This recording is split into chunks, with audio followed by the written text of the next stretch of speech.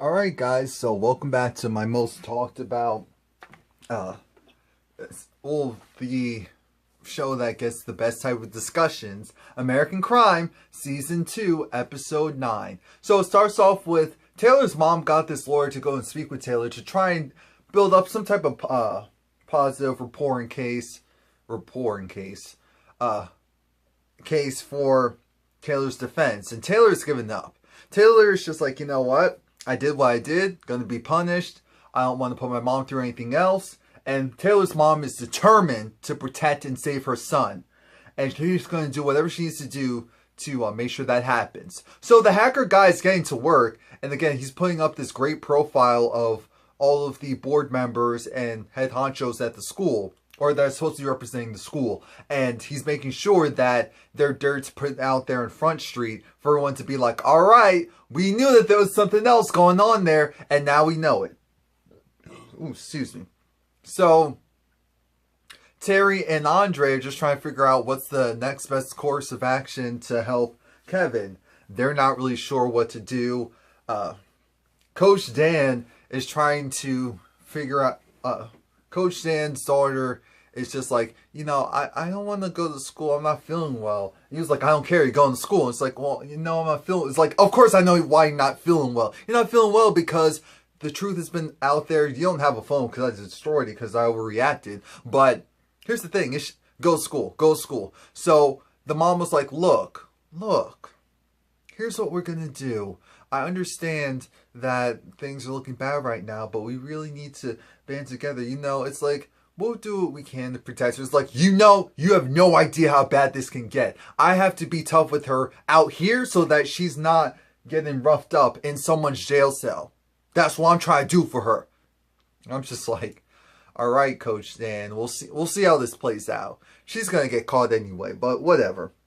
So Kevin is trying to figure out why the hell this happened. You know what? I know why. So he talks to one of his teammates, and the teammate was just like, yo, you know this is your fault. You essentially told us to go and do this. He's like, I didn't tell you to do crap. What are you talking about? I didn't tell you to do a damn thing. How dare you? How dare you? So again, Leslie is doing what she does best. Get the sympathy vote. Get the heat off of her. And try to figure out what's the best course of action to save the school. Because the school is in turmoil. She needs to do something to save the school. So, you have Evie speaking with... remember the... I guess Hispanic, I'm not sure if she's Mexican or Latina, but the Hispanic woman who was on the side of the other Hispanic, Latin, Spanish, Mexican students. Well, she's back. She's talking to Evie because she's trying to figure out, alright, what's really going on. Now, this scene was in Spanish, so it's not like we actually really knew what was happening. But we find out later because of a conversation that was had. So, Kevin's having a tough time with, again, the classmate that he decided to go and confront, as far as the guy who was a part of beating up Taylor, which caused Taylor to come to school, which ultimately got Wes killed, even though Wes wasn't part of it. Now, while they're in practice, a fight breaks out, and Eric tries to break it up, and I'm like, oh god, I knew this was gonna happen. As soon as Eric tries to break it up, I'm like, Eric, don't touch anyone. And the guy who was fighting Kevin was like, don't touch me, gay boy. And Eric was like, you know what? I'm done. So Eric packed all of his stuff. He returned anything that was technically their property. He walks out. Coach Dan is like, look, I understand you're going through a rough time right now. And I'm like, you don't understand crap, Coach Dan. What the hell are you talking about? You sound like Leslie right now. You're sounding like Leslie, and we know we don't like her. And he was trying to get Eric to sympathize with him. It's just like, look, I know that things are hard, I know that things are tough, but work with me. You know, we are a team. Collectively, we are a team. And Eric's just like, screw the team, screw you. I'm gonna do me. Forget all of this foolishness. Now again, Leslie sees all of this information comes out, and she's like, you know what? We need to call a meeting. We need to call a meeting fast. I need to get everything in order. I need to get my all the ducks lined up and in order. And Anna, again, thanked the hacker. She was like, you know what? This is great. This will help a lot. Thank you so much. Kevin comes home from after the fight, and of course Terry's on it. She already knows that there was a, because I think she picked him up, that there was a fight, and she was just like with Andre, look, we need to get him to start talking to us, because we keep talking at him, to him, he's not reciprocating that. So we have no idea what's really going on in his spirit, in his heart. We don't know. We just don't know right now. So, Chris, who I finally know his name. Chris is the black principal who has to deal with the lower income school. And so Chris is going to be called into a meeting. Remember, like I told you, the same Hispanic woman, she goes and talks to him. So it's like, look, do you think that you handled this situation incorrectly? Do you think that you overreacted because the racial slur was put out there? And so that clouded your judgment. He was like, no. She was like, don't be prideful. Your ass is going to be fired. You're going to be canned if you don't do this. You need to go and just tell the truth. Tell my version of your truth. That's what you need to do. I'm just like, damn, is that bad, Gina? Is that bad? But yeah, it's that bad. And so, I think Chris realizes how bad it is, especially when she says, you know what? How come Evie told me about the fact that, you know, the black kid that you protected? I forgot his name. Well, the reason why that fight ultimately broke out was the fact that Evie was being harassed by him. And not only was he being harassed, she was actually touched in a sexual manner in which that she didn't approve of. So essentially molestation. Really, that's what that is. And so as soon as he heard that, he was like, I didn't know. She didn't tell me. It was like, it's funny because she told me, but she didn't tell you. Something like that. Just think about that. So the hacker is going on a date. The hacker wants love. So he's going to go to the bar. I was like, wait, so you're going to leave your daughters to go to a bar? Really? For a date? And then we see that he does have it covered. Because it's like, all right, come on now, dude. You know how crazy this world is. You're going to leave your two little girls in a hotel room. In a strange place. Anyway, Leslie. See, here's my thing with Leslie. I don't like her and I'll continue to dislike her. But for this one moment, because Leslie was in a rare position where she was really the underdog and she rose above it. And I have to give her kudos to her because the fact that she was able to go and... God, you have no idea. Leslie went and decided, you know what? You know what I'm going to do? I'm going to go and have the board be dismantled because all of your stuff's on Front Street. You know whose stuff isn't on Front Street? My stuff. So regardless of what you're saying or what you're thinking and what you're doing, at the end of the day, I'm good. I'm good. I'm safe. I'm secure. There's nothing that you can do to me. My lawyer's right there. I'm lawyered up. See what he said or see what she said? Look. I can't be implicated. Everything that I've done, you know, put the gay student on the pedestal, showing that he has all the love and support, you know, not going ham or hard on Taylor's family or on Taylor. We did everything by the book. And you see, that's why Leslie is winning. I still don't like her. But at the end of the day, she is smart. And I have to give her that. She's evil. She is wicked. Might be Lucifer's long lost daughter, but she is smart. And for a moment, I almost felt like she also doesn't really agree with the school and their old mythologies and, you know, the money talks, everyone else walks type of thing. Because it almost felt like this was her way of, her personal way of fighting against, you know, the monarchy. That's how I took it. So I was like, all right, Leslie, I'll give you this. I'll give you this and only this.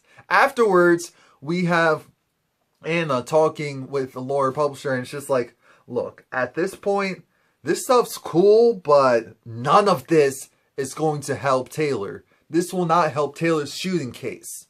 So you're going to have to come up with something else. And so then Anna calls the hacker and tells the hacker, you know what? You're going to have to come up with something else. Oh yeah, and by the way, the hacker wanted to date. The date went horribly because his female companion was just like, wait a minute. So what do you do? And he essentially came out as like he was a hacker. But he's hacks for good. And she was like, look, how the hell are you hacking for good? What you're doing is illegal. What you're doing is illegal. And it's like, look, I'm defending people. I'm defending people. It's like, you're defending people, but you're prying into their personal information. You're not giving them an option or a choice. How dare you do this? And so then afterwards, you get Coach Dan. Oh, I really hate Coach Dan. I'm so glad I stuck with it, that I didn't like Coach Dan from the start, because that Coach Dan is no better than Leslie. He really is no better than Leslie. And I feel like his wife sees that. I feel like his wife really sees that. And that's why she went and visited Anna. And try and get ahead of his foolishness. Because Coach Dan is essentially like, it was just so terrible. You know, I tried talking with the kid, Eric. And he's supposed to be my player. He's supposed to be my guy. We're supposed to be on the same accord. But he had the audacity, the immediate gall to go and say that, you know what? I just don't feature you. I don't care about what you want. It's not all about you, Coach Dan. It's not all about you. And I'm just like, what the hell is Coach Dan really have this misogynistic, not just misogynistic, but this mentality of, it's either my way or you can have your own lane, but we can't be driving in it together, and you must still validate me. Anyway, we get his wife going to meet Anna, and she brings pictures of Taylor, and it's weird because it's just like, okay, what are you going with this? And so then it was just like, you know, Taylor was on drugs, so it doesn't help his case. And it was like, do you know who got him the drugs? And of course she talked too damn much, and she spilled the beans and essentially gave her daughter up unintentionally. And so Anna was like, your daughter gave my son drugs? Your daughter was the reason why my son acted that way? I'm like, no. Your son was going to do something reckless regardless. The drugs just eased him into it. That's all. Well, technically then, yeah, she did aid in bed. But whatever. So she was just like, look, all this is to say, because Anna was like, why the hell should I listen to you? And I was agreeing with Anna. But she was like, look, if you go and speak with Taylor, and Taylor doesn't agree to not talk about where he got the drugs from, then I'm going to go and say that he was also under the influence at the party. And so, of course, he had no idea what was really going on. And that just puts another wrinkle in his whole I got raped story. And now people really won't believe it. They really won't believe that your poor son was actually violated by those other boys. How about that? And I'm just like, okay, you're heartless. I understand you're protecting your daughter, but she's going down. I want them all to burn. We only have one episode left. Period.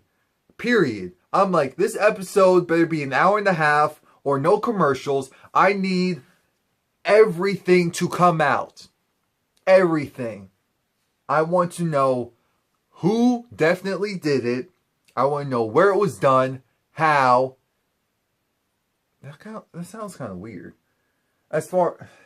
Anyway, moving on. So we have Chris. He's meeting with the board and he's speaking with them. And, you know, he decides to go with the approach of, I'll just tuck my tail in between my legs and apologize. I'll just apologize and say that I was being biased and it was because of the racial slur used and previous actions, and I should have looked more into it, and I didn't know about Evie being sexually violated. I did not know that, so I'm so sorry. Well, the board flipped it. It was just like, so yeah, that's all well and good, but let's talk about this white kid, Taylor. So Taylor was going at Leland, and he came to your school, right? Yeah, he came to school. It's like, all right, so you talked with the mom. It's like, yeah, of course I talked with the mom. It was like, all right, so why the hell was Taylor not in some type of special counseling? Well, what was going on there? He was just like, look, do you not realize how many kids? 2,000 kids. One counselor cannot handle 2,000 kids, and even if they could. It was just like, I was treating this like everything else. It was like, you're treating this like everything else. Why would you treat this like everything else knowing that he had mental illness? Like, No one knew that there was a mental illness or mental issue going on until after this all came out. It was like, okay, so why'd you go to Leland and speak with Taylor's previous principal? Why'd you go and do that? You're saying he wasn't a special case. Why would you go and do that? Why? Is it because he's a white boy? And it was just like, what? Excuse me? And so it's like, okay, so you didn't do your due diligence, and now we have this situation going on. And so you're asking for funding, you're asking for all of that. Screw off, screw you, bye-bye. He was speechless. Speechless. And again, we had the Mexican, Latina, Spanish, Hispanic woman come and just speak to him. It's just like, look, sorry about that. I didn't personally want you to get your ass kicked like that. I really didn't. But if that happened, it happened. It's not my problem. It's not my fault. And he was just like, okay, so cool. You set me up. I see how it is. I see how it is. Whatever. Whatever's clever. She's like, look, no, I didn't. But if you want to believe that, that's cool. That's cool. Whatever. I'm going to get what I want one way or the other. It's either going to be with you or without you. Eric gets a call from his, I think Pete is his name, his brother. And his brother's just like, look, come get me. Mom's crazy. I got to go. We have no money. And so they go meet up. And of course, he immediately runs and hugs his father. And then even hugs Eric because he's like, look. I guess in his mind, it's just like, anything is better than being with that chick 24 hours a day. Because clearly the mom is unstable. So the mom actually has to talk with Eric. And this is another moment when I felt a little bad for Eric. I was really trying, guys. I was really trying. Because Eric was saying how, no, his mom's just going in. It's just like, look, after the things with your father and with you, it's just been a lot. It's just been a lot. And so, of course, I wanted to take your brother away. But, you know, he's just a lot to handle. The situation got too much. And then he was like, you know, you're just doing what you normally do.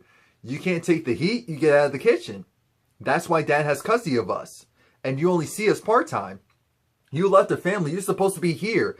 And for a moment, he was just like, look, so I guess because of people saying that you're gay and all of that, because of that, now in church, you can't go there. You just want to leave. You want to run away from the problems. You want to pretend it's not real. You want to pretend like this was a choice. You really think I would choose to be going through all of this? And so it almost looked like he almost could have gotten a hug from her, or he wanted to hug her, but she was just like, yeah, you was my son once, beloved, but now no more. So afterwards, we have Taylor, and he's talking with Evie. And Evie, this is when we find out Evie does take the deal. She takes the deal from Leland, which means that I think she's going to be going there now. And they're going to pay her the settlement. The settlement includes, of course, a gag order. She's like, look, you've lied to me so many times. How am I supposed to know about that night if it was true? And he was like, yes, I did lie to you a lot. But I did not lie to you about that. And she was like, look, I still have feelings for you. We'll still be friends. But I had to take care of my family. Had to take care of myself. You stay strong, alright? You stay strong! So, after that, we get to Kevin and he's talking with his mom. He's just like, Mom, I gotta admit something. Well, you know. And so then his father, all of them go to the police office, department, and he does a confession, and he's just like, look, I didn't intentionally get Taylor beat up, but some things that I said, because I was like, oh, he's handling this stuff like a bitch, and, you know, we need to put bitches in their place. And so that's what probably caused them to go and beat up Taylor. So his father's like, you know what, I need a minute. Can we talk? Can we talk? Yeah, so, you know, we could go ahead and move forward with this, or we could bury it, you know. We could bury it, and so that's what they're going to do. They're going to bury it. And I'm just like, you're not ish. I'm really tired of his father. His father, I understand his father's protecting him and doing everything he can to protect him. But there's just something about him. Andre, you're doing too much for me. You're doing too much for me. So, we have the hacker guy meeting up with the same news reporter that I think has been in contact with Anna. And so he's just been putting it all out there. He's like, look, this is what I'm doing. I don't know the kid, but I want to stand up for something. I'm a white hat. And I'm like, okay, this is sounding like scandal. Yeah, sorry about that.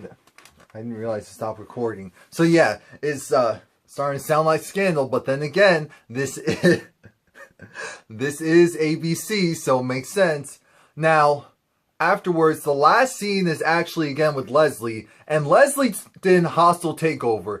She was like, I feel like this is one of the first times where the CEO, essentially, because she's the head dean, the CEO taking over the company from the board.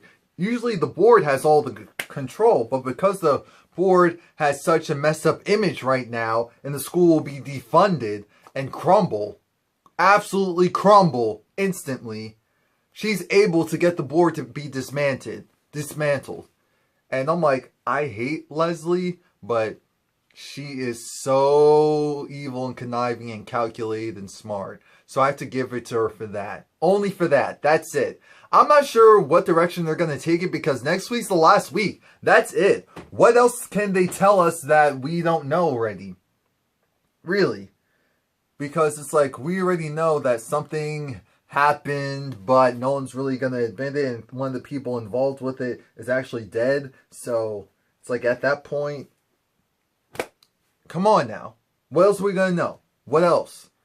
Does the teacher's daughter have more involvement than we realize?